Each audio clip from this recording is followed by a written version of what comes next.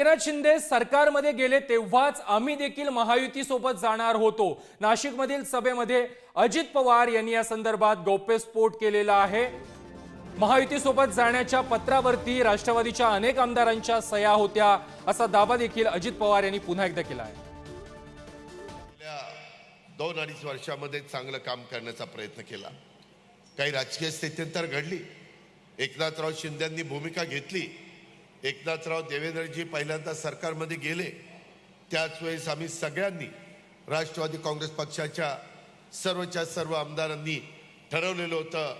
माझी सही होती, दिलीप काकाची सही होती, नरारी जिरवाळची सही होती, माणिकराव कोकाटेची होती, सरोजची होती, भुजबळ साहेबांची होती, नितीनची होती, अनेकांच्या सह्या होत्या। पण त्यावेळेस काही अशी घटना घडली की ते जमलं नाही।